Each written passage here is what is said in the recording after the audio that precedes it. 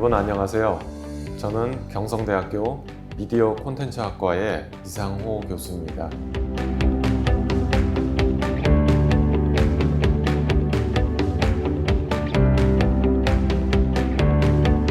오늘 여러분들과 함께 나눌 이야기는 유튜브 알고리즘과 올바른 이용에 대한 내용입니다.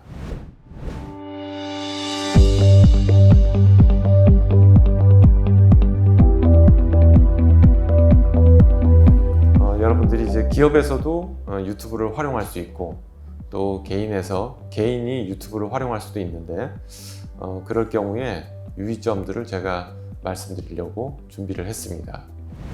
전체는 이제 6강으로 준비를 했습니다. 그래서 첫 번째 강의는 유튜브 알고리즘에 대한 이야기를 하면서 실제로 유튜브를 시작할 때 어떤 마음가짐으로 유튜브를 해야 될지에 대한 이야기를 할 것이고요. 그리고 두 번째는 채널을 어떤 식으로 개설을 하면 되는 건지, 그리고 관련된 편집 프로그램들은 어떤 것이 있는지 간단하게 소개를 드리도록 하겠습니다. 물론 이 강의를 통해서 편집 프로그램을 이용하는 구체적인 내용은 설명드리기 어려운데 이런 프로그램들이 있다는 것만으로도 좀 더 도움이 되지 않을까 하는 차원에서 준비를 했습니다. 그리고 세 번째는 스토리보드의 제작과 관련된 내용을 제가 넣었는데요. 영상 업체와 협업을 한다든가 특별히 유튜브 컨텐츠를 제작한다고 할 때 기획 단계에서 필요한 부분이기 때문에 제가 포함을 시켰고요. 그리고 유튜브 구독자 수와 조회수를 어떻게 올리는 것이 좋은지 그런 방법에 대해서도 제가 좀 말씀을 드리도록 하겠습니다. 다섯 번째는 유튜브 플랫폼의 실체에 대해서 말씀드릴 건데요. 유튜브라는 생태계를 약간 부정적인 측면에서 우리가 조망을 해보고 긍정적인 이용과 부정적인 측면의 이용에 대한 좀 객관적인 부분을 제가 말씀드릴 생각이고요. 그리고 마지막으로는 유튜브의 건전한 활용을 위한 윤리적 리터러시와 관련된 내용을 말씀드리도록 하겠습니다. 제 강의의 내용은요, 제가 작년에 발간했던 책 야만의 회귀 유튜브 실체와 전망이라고 하는 책의 내용인데요. 책의 내용을 제가 인용을 해서 강의를 하도록 하겠습니다. 첫 번째 강의입니다. 유튜브 알고리즘의 개요 그리고 시작하기 위한 마음가짐에 대해서 제가 말씀드리도록 하겠습니다. 요즘 20대가 흔히 하는 거짓말 중에 하나가요, 유튜브나 해볼까? 입니다. 사실 초등학생들의 장래 희망이 아이돌에서 유튜버로 변모된 지도 좀 됐고요. 그렇지만 또 막상 유튜브를 시작한다고 그러면 내가 왜 이 유튜브를 해야 되는지에 대한 동기부여가 우선이 되어야 된다고 생각을 합니다. 만약에 여러분들이 가볍게 경험을 해보고 이 분야 플랫폼이나 생태계에 대해서 좀 더 통찰력을 높이기 위해서 한다면 얼마든지 시작할 수 있겠죠. 그렇지만 만약에 여러분들이 전문 유튜버의 길로 들어선다, 그렇다면 약간 상황이 달라집니다. 예를 들면 취미 생활의 어떤 그 즐거움이란 것은 온데간데 없이 다 사라지게 되고요. 그리고 만약에 여러분들이 공인이 된다 그러면 무엇보다도 군중 속에 익명으로 숨을 수 없다는 점이 가장 큰 어려운 점이라고 할 수 있겠습니다. 또 여러분들이 공인이 되고 나면 유명세에 따라서 늘어나는 어떤 공적인 책무, 그리고 타인의 시선, 이런 것들이 여러분들을 힘들게 할 수도 있겠습니다. 만약에 여러분들이 오늘 제 강의를 듣고 유튜브를 시작하지 않는다면 아마 여러분들은 유튜브 세상에 대해서 잘 이해하는 구독자가 될 수 있을 것 같고요. 만약에 그럼에도 불구하고 여러분들이 유튜브를 시작하겠다고 한다면 아마 가장 바람직하고 괜찮은 유튜버가 되지 않을까, 그런 생각을 해봅니다. 제가 그 학생들에게 1인 1 유튜브 채널을 만들기, 이 과제를 매년 내고 있는데요. 학생들이 이제 유튜브 채널을 1년 동안 운영을 한 것을 제가 지켜보면서 한 3가지 정도의 깨달음을 얻었습니다. 첫 번째는 학생들은 저마다 유튜버가 되고 싶다는 생각을 한 번씩은 했던 것 같아요. 그런데 주제를 잡고 영상을 한 번 올린다는 것이 정말 어렵다는 것을 깨닫게 되는 것 같습니다. 학생들은 한 학기에 한 두세 개 정도 영상을 올렸고요. 그리고 과제가 끝나는 학기가 종료가 되면은 그 다음부터는 영상을 더는 올리지 않는 것을 확인할 수 있었습니다. 영상을 올리는 것이 매우 어렵다는 것을 학생들도 저도 깨닫게 된 것이죠.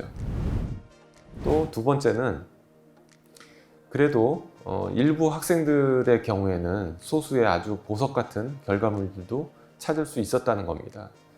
어떤 학생 같은 경우는 한 30개 정도의 영상을 꾸준하게 업로드하는 학생이 있었고요. 또 어떤 학생은 뭐 역사 해설을 한다든가 디지털 악기를 연주를 한다든가 남들이 할 줄 모르는 그런 자기만의 재능을 유튜브 채널을 통해서 보여주는 학생들도 있었습니다. 그렇지만 그런 학생들도 학기가 끝나고 과제 제출이 마감이 되고 나면 더 이상 영상을 올리진 않더군요. 또 세 번째 제가 발견한 것은요, 학생들에게 목표에 대한 강한 동기부여가 없다면 이게 꾸준하게 영상을 올린다는 것이 어렵다는 것을 깨닫게 된 것입니다. 영상을 처음 올리는 것도 어렵고 좋은 주제를 잡는 것도 어려운데 꾸준히 하는 것이 너무 어렵습니다. 그래서 지금도 제가 예전에 수업에서 참여를 했던 학생들의 채널들을 한 번씩 제가 보고 있는데요. 뭐 1년이 됐든 2년이 됐든 계속 관찰을 해보면 거의 영상이 올라가지 않는 것을 확인할 수 있었습니다. 이렇듯 꾸준하게 무언가를 계속 한다는 것이 더 어렵다는 것을 알게 된 계기가 되었습니다. 영상 아카이브 기능을 예전에 많은 기업들이 이제 활용을 했죠.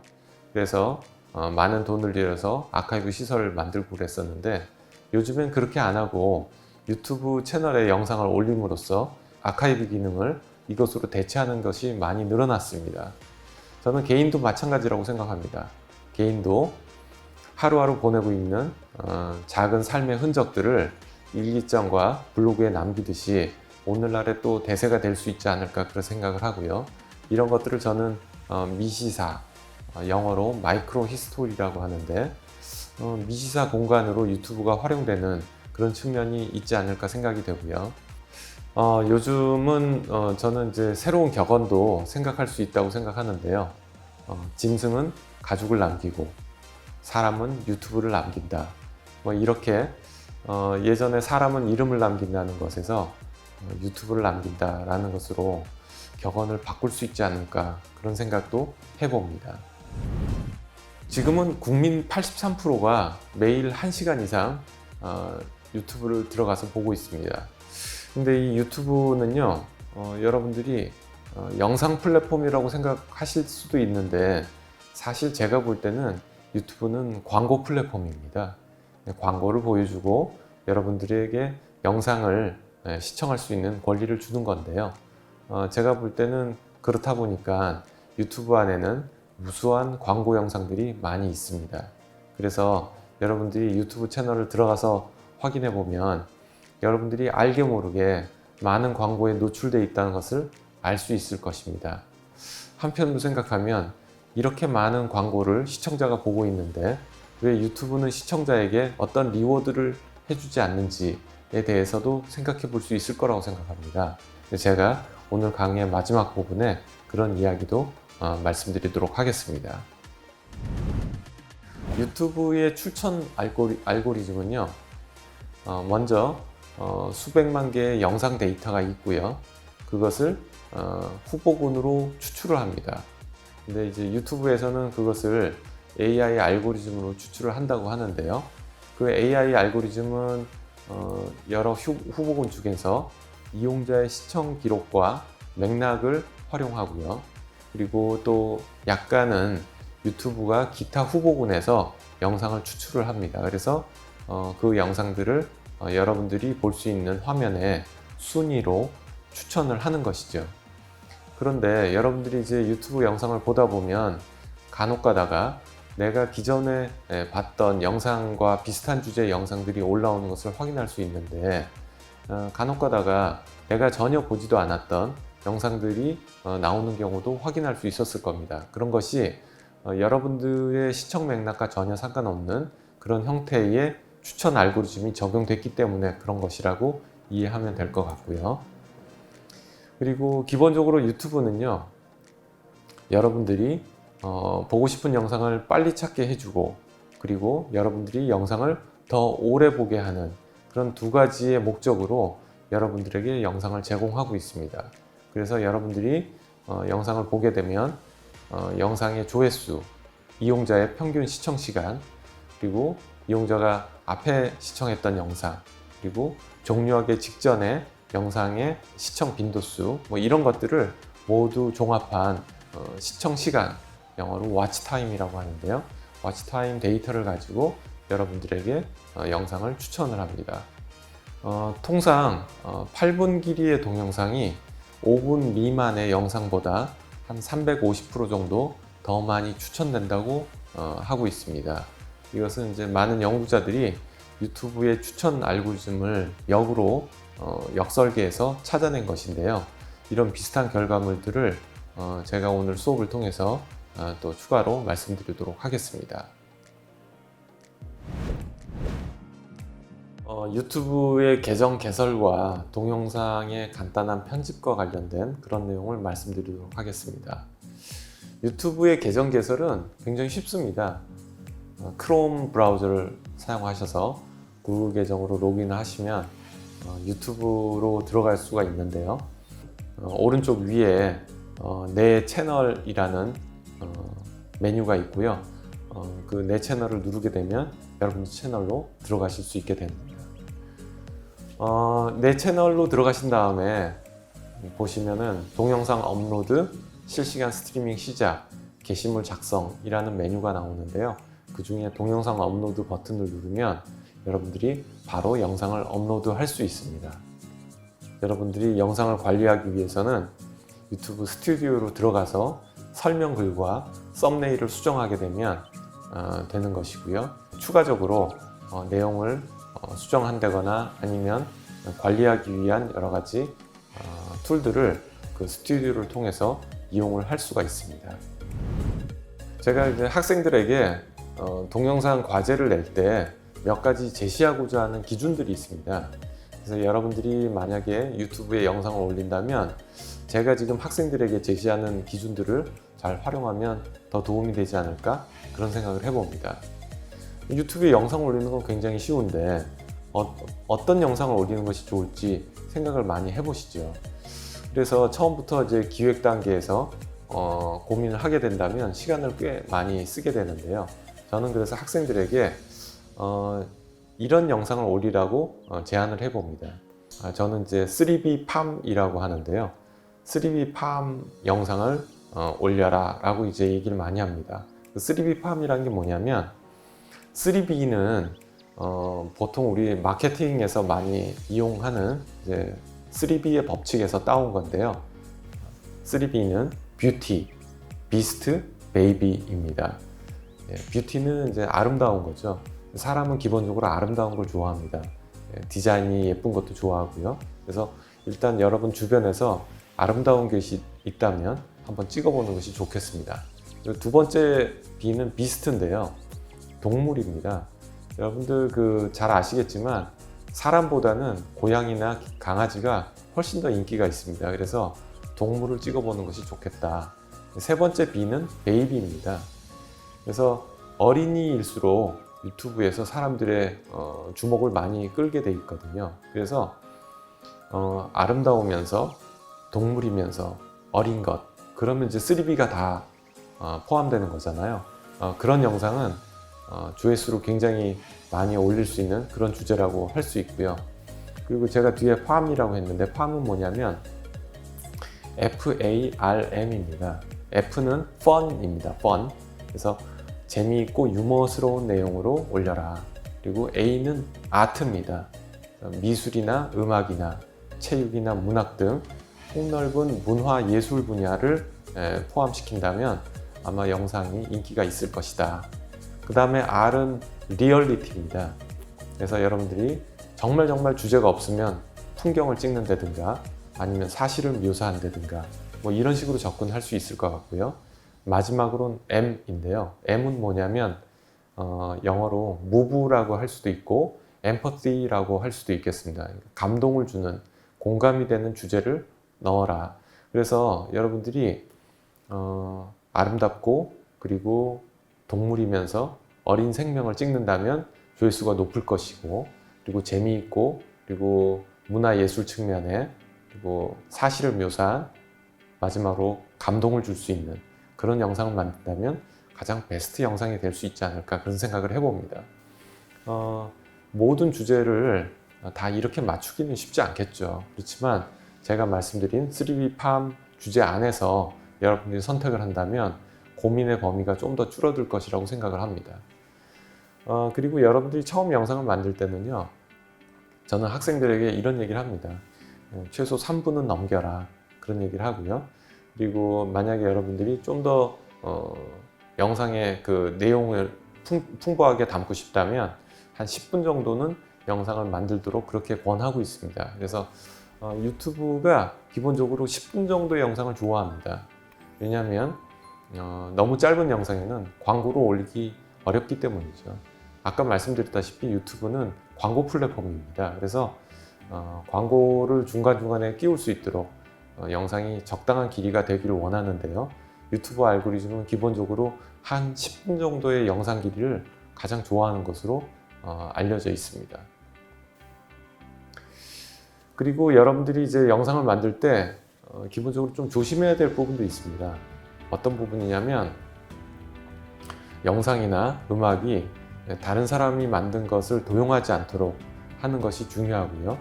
그리고 만약에 다른 사람이 만든 사진이나 영상을 만약 쓴다고 그런다면 가급적이면 짧은 시간만 써라 라고 말씀드리고 싶고, 음악을 쓰고 싶더라도 음악도 만약 쓰고 싶다면 한 5초에서 10초 정도 아주 짧게만 사용하기를 권해드립니다. 그리고 나서 만약에 여러분들이 그런 음악 말고 저작권이 없는 음악이나 영상을 쓰고 싶다면 유튜브에서 여러분들이 저작권이 없는 음악과 영상을 다운로드 받아서 그것을 이용한다면 더 바람직한 영상을 만들 수 있을 것이라 생각되고요. 그리고 저는 또 학생들에게 가급적이면은 본인의 얼굴이나 아니면 동의 안 된 사람의 얼굴 혹은 신체 이런 것들은 찍지 않도록 권하고 있고요. 그리고 동물이나 아동 학대가 되지 않는 그런 영상을 찍도록 권하고 있습니다. 그래서 여러분들이 그런 기본적인 내용만 조금 숙지를 하신다면 유튜브의 커뮤니티 가이드라인이라고 하는 유튜브의 금지사항 가이드라인이 있습니다. 금지사항 가이드라인을 위배되지 않는 그런 영상을 올릴 수 있지 않을까, 그런 생각을 하고요. 여러분들이 영상을 만들 때 편집 프로그램을 쓸 수가 있는데요. 편집 프로그램은 일반적으로 가장 많이 쓰이는 프로그램이 이제 어도비사에서 만든 프리미어라고 하는 편집 프로그램인데요. 프리미어 편집 프로그램을 이용해서 여러분들이 편집을 할 수 있고, 어도비 프리미어가 유료 프로그램이다 보니까 만약에 무료 프로그램을 쓰시고 싶다면 곰믹스라고 하는 국내에서 만든 무료 프로그램도 있습니다. 이런 걸 사용할 수 있고요. 그리고 또 여러분들이 간혹 가다가 오디오를 편집할 일도 생깁니다. 그럴 때는 오데서티라고 하는 오디오 편집 프로그램이 있습니다. 그래서 오데서티라는 프로그램을 무료로 다운받으셔서 이용하시면 이 프로그램에서는 소리의 높낮이나 아니면 변조나 이런 것들을 해서 영상을 만들 수 있기 때문에 여러분들이 더 재미있는 영상을 만들 수 있을 거라고 생각이 되고요. 그리고 추가적으로 여러분들이 유튜브의 영상이나 유튜브의 오디오를 다운해서 영상에다가 쓰고 싶다면 유튜브 영상이나 오디오를 다운로드 할 수 있는 프로그램도 써야 되는데요. 저는 이제 클립다운이라고 하는 프로그램을 추천을 합니다. 그래서 이 프로그램은 무료로 쓸 수 있고요. 여러분들이 유튜브 화면에서 화면 주소만 클릭해서 복사를 한다면 바로 여러분들의 다운로드 폴더에 영상이 다운로드 되는 것을 볼 수가 있는데요. 별다른 광고 없이 영상이나 음악을 다운로드 할 수 있다는 측면에서 좋은 프로그램이라고 생각을 합니다.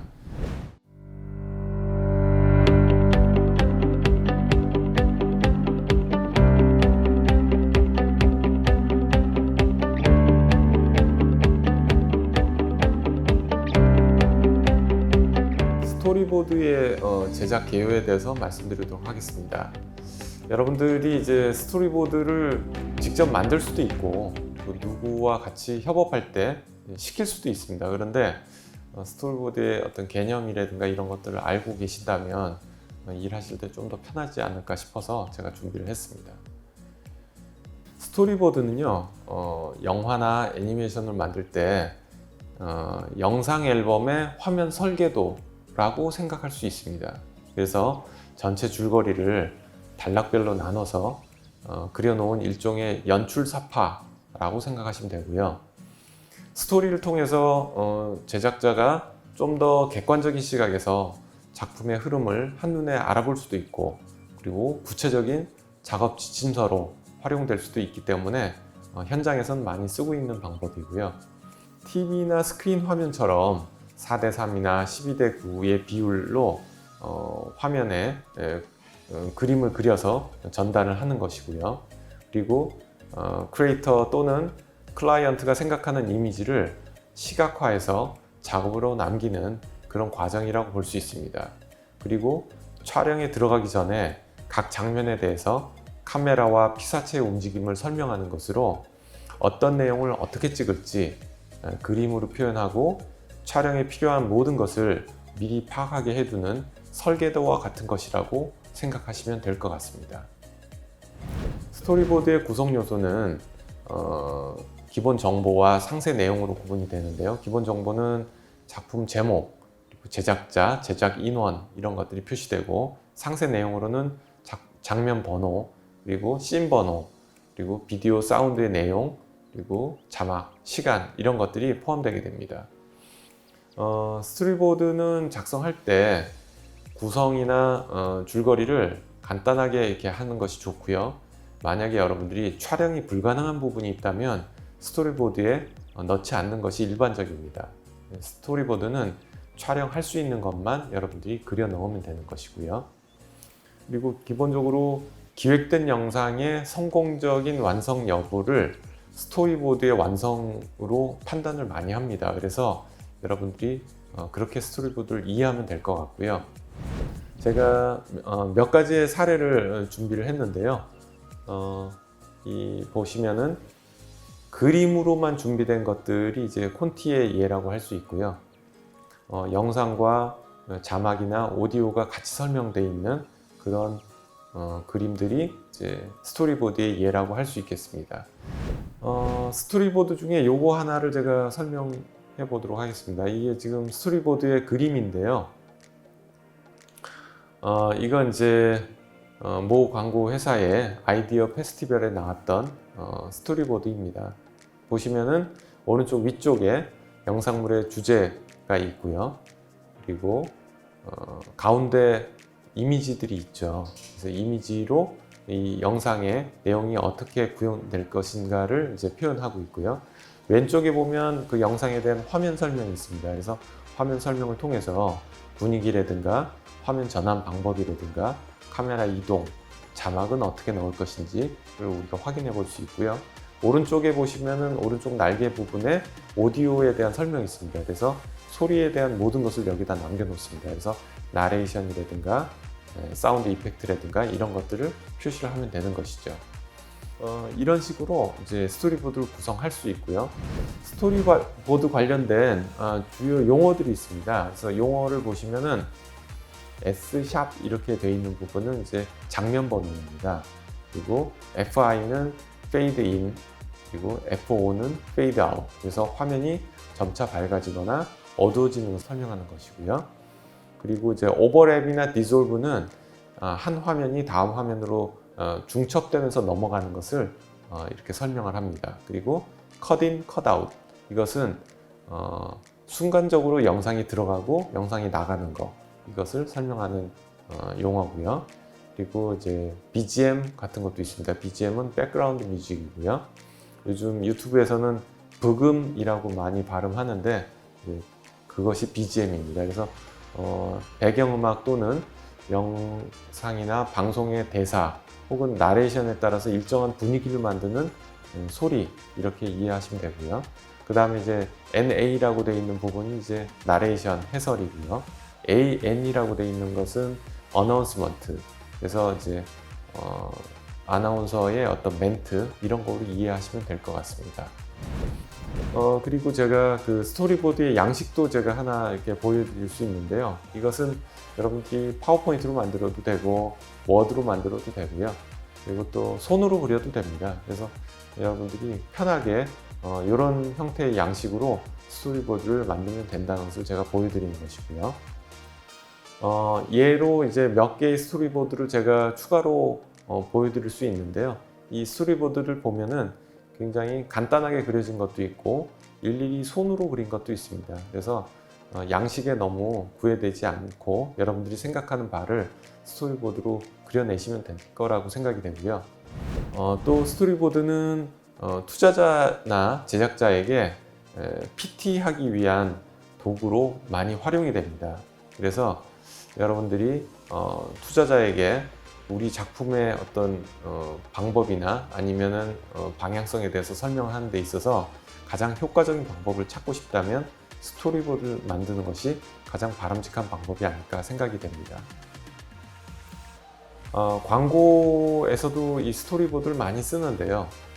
광고주는 스토리보드를 통해서 실제 영상이 어떻게 만들어졌는지 질지에 대해서 생각을 하게 되는 것이고요. 그리고 광고 목표 달성에 과연 효과적인 아닌가 하는 것을 검증해 볼 수 있다는 측면에서 많이 활용을 하고 있습니다. 여러분들이 유튜브 영상을 만든다. 물론 본인이 만든다면 굳이 스토리보드를 자세하게 그릴 필요는 없겠죠. 그렇지만 본인이 만들더라도 완성도 있는 영상을 만들고 싶다면 스토리보드를 써보시는 게 좋고요.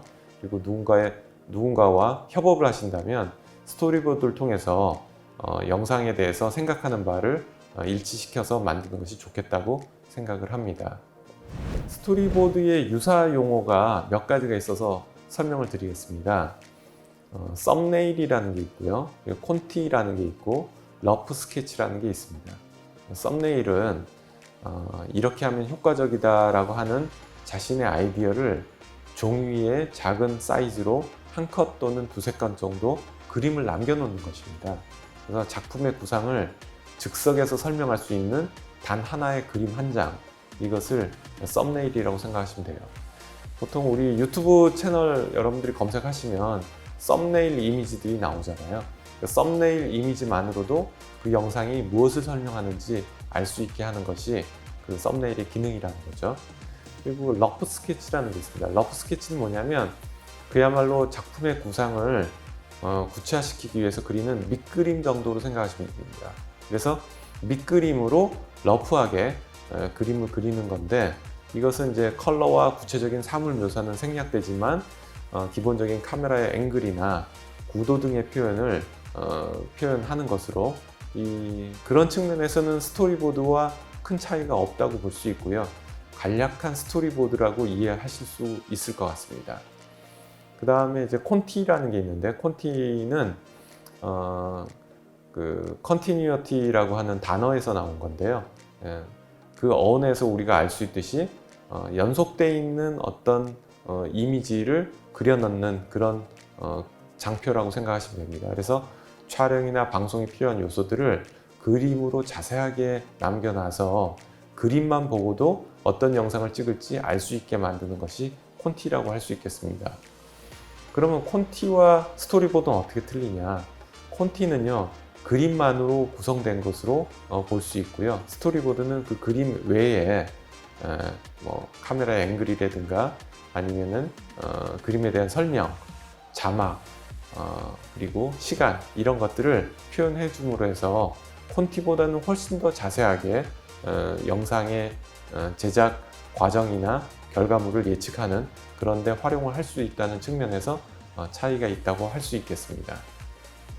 마지막으로 이제 스토리보드는 아니지만 여러분들이 헷갈릴 수 있는 용어 중에 하나가 있는데, 그것이 시놉시스입니다. 시놉시스는 뭐냐면 스토리보드하고는 좀 다른 건데요. 시놉시스는 영화나 드라마 처음에 만들 때 이런 거 많이 거론을 하거든요. 줄여서 시놉이라고도 하고요. 이건 뭐냐면 영상에 대한 전반적인 개요를 한두 장의 표로 한두 장의 문서로 남겨놓는 겁니다. 그래서 영상 작품에 대해서 맨 처음에 거쳐야 하는 제작 컨셉을 설명하는 그런 페이지라고 할 수 있겠습니다. 그래서 여기에는 작가가 표현하고자 하는 주제, 의도, 그리고 전체적인 줄거리 요약이 들어가는 것이고요. 시놉시스에는 그림은 들어가지 않습니다. 그리고 시놉시스에서 굉장히 중요한 부분은 뭐냐면 등장인물의 캐릭터 설명입니다. 그래서 어떤 등장인물이 어떤 캐릭터로 등장한다는 것을 잘 설명하는 것이 중요하고요. 그런 것들이 이제 시놉시스입니다. 그래서 여러분들이 이런 그 영상 현장에서 여러 가지 주고받는 용어들에 대해서 좀 더 이해를 하신다면 실무적으로도 영상 작업을 할 때 많은 도움이 될 수 있지 않을까 싶어서 제가 챕터로 구성을 해봤습니다. 유튜브 구독자 수 그리고 조회수에 영향을 주는 요인들에 대해서 말씀드리도록 하겠습니다. 여러분들 이제 유튜브 채널 운영하신다 그러면 구독자 수가 많이 늘길 바라시고 조회수가 많이 올라가길 바랄 텐데 실제로는 그렇게 구독자 수가 늘거나 조회수가 늘지 않습니다. 구독자 수나 조회수가 늘지 않는 것에 대해서 실망하지 않도록 미리 말씀드리고 싶고요. 지나가는 말이지만 여러분들의 가장 가까운 사람도 아마 보고 싶어 하지 않을 겁니다. 그래서 그럼 기본적으로 구독자 수를 어떻게 늘리고 조회수를 어떻게 늘리는 것이 좋은지에 대해서 제가 몇 가지 방법을 말씀드리겠습니다. 여러분들이 조회수를 늘리고 싶다면 10분 내외의 영상을 만들도록 제가 권해드립니다. 10분에서 16분 사이에 영상이 좋아요를 받을 확률이 높다고 합니다. 다른 사람의 유튜브 검색 화면에 많이 노출이 되니까 사람들이 많이 보게 되는 거고 좋아요를 할 확률도 굉장히 높아진다는 것이 여러 연구 결과 나와 있는 내용이고요. 어떤 연구에서는 최소 4분 30초를 넘겨라 하는 연구도 있습니다. 4분 30초에서 10분을 유지하는 경우에 비교적 2분 이내의 길이의 영상보다는 사람들에게 긍정적인 반응을 얻기가 쉽다. 그리고 영상의 길이는 그러면 계속 길게 하면 좋으냐? 긴 영상을 유튜브가 좋아하긴 합니다. 그렇지만 효율성 측면에서는 한 20분에서 25분 정도가 한계가 아닌가? 그런 생각을 합니다. 두 번째는 저작권을 좀 신경을 쓰는 것이 좋겠다 하는 얘기를 드릴 수 있을 것 같습니다. 유튜브는 영상의 표절 여부에 대해서 기계적으로 검사를 합니다. 그래서 여러분들이 영상 올린 다음에 유튜브 스튜디오라는 프로그램에서 노란 표시가 돼 있다면 유튜브에서 경고하는 메시지가 있다는 것을 확인할 수가 있습니다. 제목과 설명, 썸네일, 키워드 이런 것들을 이제 넣게 되는데요. 다른 사람들이 여러분들의 영상을 찾을 수 있도록 도와주는 것이기 때문에 정성을 많이 들여서 많이 올려놓기를 저는 권해드립니다. 유튜브는 전 세계 사람들이 같이 보는 영상 플랫폼입니다. 그래서 다른 나라 사람들이 다 볼 수 있도록 가급적이면 영어로 남겨놓는 그런 정성도 필요하다고 생각이 됩니다. 앞부분 강의에서 강조를 했던 부분인데 주제를 찾기 어렵다면 3D 팜 주제를 잡으면 좋겠다 하는 내용이고요. 구독자 수, 조회수에 일희일비하지 않도록 권해드리고 싶습니다. 꾸준하게 한 가지 주제로 계속 영상을 올리게 된다면 찾아주는 사람을 또 발견할 수도 있는 것이고요. 여러분들이 인내를 가지는 것도 중요하다고 생각을 합니다. 트렌드에 주목하는 것도 굉장히 중요하다고 생각합니다. 유튜브가 현재 그 시사적으로 굉장히 트렌디한 내용들을 키워드의 맨 위로 올려주는 특성이 있는 것을 제가 발견했습니다. 현재 유행하고 있는 어떤 주제나 시사적인 내용들, 검색 순위 위쪽으로 그 영상을 올려줄 수도 있다는 그런 생각을 할 수 있을 것 같거든요. 품질에 대한 생각도 많이 하실 수 있을 것 같은데요. 고품질의 영상을 만들고자 하는 것은 모든 영상 제작자들의 바람이죠. 그렇지만 모든 영상이 다 고품질일 수는 없는 것이고요. 영상의 퀄리티가 좀 부족하더라도 여러분들이 계속 나아지는 모습을 보여주는 것도 괜찮은 방법이라고 생각이 되고요. 가급적이면 전업보다는 취미로 권하고 싶습니다. 보다 좀 편한 마음으로 즐기는 방식으로 유튜브를 이용하는 것이 좋겠다 하는 생각을 해봅니다. 유튜브를 시작을 할 때 그 초기의 마음가짐, 이 동기에 대한 다시금 생각해 보시는 것도 좋은 방법이라고 생각합니다. 그래서 초심을 유지하면서 어떤 영상을 내가 계속 만들지에 대한 생각을 또 해보는 것이 좋을 것이라고 생각이 되고요. 기존 레거시 방송에서 하고 있는 여러 가지 포맷들이 있습니다. 그런 앞서가는 사람들의 영상들을 여러분들이 벤치마크하는 것도 좋은 방법이라고 생각이 되고요. 간혹가다 좀 선정적이고 약간 폭력적인 부분이 영상에 노출될 수도 있는데요. 피해가면서 여러분들이 영상을 만드는 것이 좋은 거 아닌가 하는 그런 생각도 해봅니다. 시비에 휘말릴 수도 있습니다. 영상에 대해서 다른 3자가 여러분들에게 시비를 거는 경우도 있습니다. 그런데 시비에 휘말리지 않기를 저는 권해드립니다.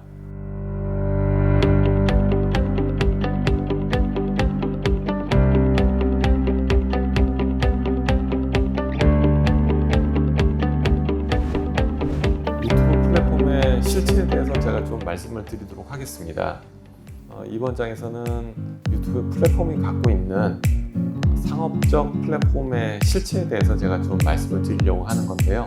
유튜브에서 사람들이 남기는 훌륭한 여행 영상들, 맛있는 거 먹는 영상들, 이런 영상들은요, 순수하게 만들어진 영상이 아닐 가능성이 굉장히 높습니다. 애초에 기획된 수천만 원짜리 광고였을 수도 있습니다.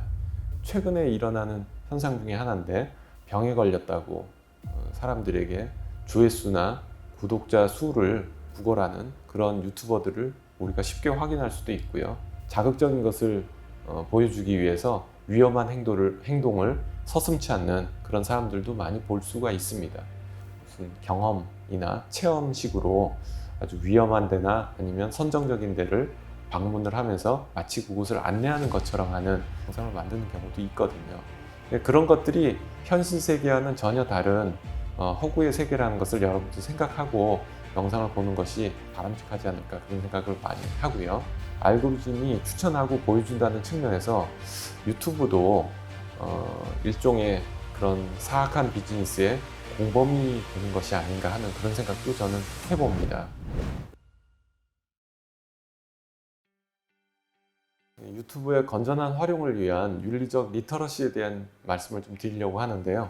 첫 번째는 부정적인 이용 사례들입니다. 유튜브는 이런 거짓말, 미풍양속을 해체하는 여러 가지 콘텐츠들이 많이 만들어지고 있습니다. 응급실 환자가 위급한 상황을 겪는 상황을 그대로 영상으로 노출하는 경우도 있었고요. 폐륜 발언, 성희롱을 하는 사례들도 있었고요. 폭행을 하는 그런 사례들도 있었습니다. 최근에 벌어진 사건 중에 하나인데요. 뒷광고 논란이 있습니다. 유튜버 운영자들이 광고임을 숨기고 영상을 찍는 것을 의미합니다. 유명한 사례가 이제 내돈내산을 표방하면서 자기가 샀는데 굉장히 효과가 좋았다 이러면서 이제 광고 아닌 광고를 한 영상들이 있었는데 나중에 알고 보니까 그 영상들이 수천만 원짜리 돈을 받은 광고였다는 것이 알려지면서 많은 유튜버들이 사과 영상을 올리고 자숙의 시간을 보냈던 그런 사건들이 있었습니다. 작년 7월부터 사건이 굉장히 사회 문제가 됐었고요.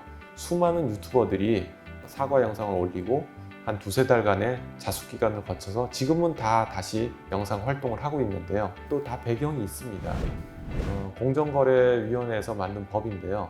이 법에 따르면은 협찬이나 대가성 유료 광고임을 밝히지 않은 광고인 것이 나중에 밝혀지면 2년 이하의 징역이나 1.5억 이하의 벌금에 처하도록 법이 바뀌었기 때문입니다. 그래서 많은 유튜버들이 그것을 피하기 위해서 사과 영상을 올리고 기존에 올렸던 뒷광고 영상을 편집을 다시 해서 올리는 일들이 벌어졌던 거죠. 유럽 같은 선진국에서는 어떤 형태로 이제 뒷광고를 조심을 하고 있냐면요. 예컨대 유명 인플루언서가 광고와 전혀 상관없는 사진이나 영상을 올렸다고 하더라도 밑에 하단의 설명에 이 영상이나 사진은 광고가 아님을 밝히고 있습니다. 그 사람이 지금은 광고를 찍지 않지만 언젠가는 그 해당 상품의 광고를 할 수도 있기 때문에 그것을 미리 고지를 하는 것이죠. 우리나라는 지금 유튜브 영상에 저작권 시정 요구를 하는 사례들이 많이 있습니다. 그래서 최근 몇 년 사이에 지상파 3사들이 유튜브의 저작권 시정을 요구하는 그런 일들이 많이 있었고요. 우리 정부에서도 잘못된 정보에 대한 시정을 요구하는 그런 요구들을 유튜브를 통해서 많이 제기하기도 했었죠. 독일 같은 경우에는요. 하켄크로이츠라고 하는 나치의 문양이 방송으로 나가게 되면은 강력한 규제를 하고 있거든요. 노출된 다음에 24시간 안에 문항이라든가 그 영상을 삭제하지 않을 경우에 우리 돈으로 600억에 달하는 그런 벌금을 매기기도 합니다. 물론 대부분의 영상들은 24시간 안에 다 지워진다고 해요. 끝으로 오늘 강의 이제 마지막이 될 것 같은데요. 크리에이터로서의 어떤 자질에 대해서 제가 말씀을 드려야 될 것 같습니다. 첫 번째는 우리는 모두 다 백종원이 아닙니다. 단기적인 목표를 너무 높게 잡지 않기를 저는 권해드립니다. 백종원 정도 되면 영상을 올리고 며칠 안 돼서 100만 구독자가 되고 넘볼 수 없는 위치에까지 이제 올라가게 되고 그렇게 됐는데요. 우리 일반인들은 그렇지가 않거든요. 그렇기 때문에 단기 목표를 너무 높게 잡아서 쉽게 좌절하지 않았으면 하는 게 저의 바람이고요. 두 번째는 이미 성공한 유튜버들이 하는 말에 너무 끌려다니지 않았으면 하는 바람입니다. 성공한 유튜버들이 책으로 많은 얘기들을 하고 있죠. 유튜브 영상에서 이렇게 해라, 이렇게 하지 마라 많은 얘기들을 하고 있습니다. 근데 그런 것을 모두 따라가려고 하다가는 여러분들이 빨리 지칠 수 있기 때문에 그러지 않았으면 하는 게 저의 바람이고요. 세 번째는 여러분들의 시청자들이 여러분들을 어떻게 바라보고 있느냐 하는 것을 생각해 보라는 것입니다. 시청자들은 여러분들의 성장을 지켜보고 있습니다. 꾸준하게 뭔가를 하는 것을 은근히 응원하고 있습니다. 그렇기 때문에 여러분들이 빨리 지치지 않았으면 하는 바람이고요. 네 번째는 여러분들의 채널을 친구나 혹은 가족이 봐주지 않는다고 실망하지 않았으면 하는 것이 또 저의 바람입니다. 다섯 번째는 구독자 수가 기본적으로 1000명이 넘고 4000시간이 넘어야 유튜브가 이제 수익 배분을 해주거든요. 5000명 이상의 구독자를 갖고 있다고 그래도요, 사실 수익 측면에서 큰 도움은 안 됩니다. 구독자 수가 없어도 좋으니까 한 1000개 정도의 영상을 꾸준하게 만들겠다라는 생각을 한번 해보시라는 겁니다. 여러분들의 영상에 노란 딱지가 붙고 저작권이나 혹은 유튜브의 커뮤니티 가이드라인에 걸려서 수익 창출이 안 된다고 할지라도 크게 실망은 하지 말고 꾸준하게 영상을 만들어 보시라는 겁니다. 네, 오늘 짧은 시간을 통해서 제 책에 있는 내용과 제가 평소에 생각하는 유튜브에 대한 바람직한 모습들, 이런 것들을 제가 말씀을 드렸는데요.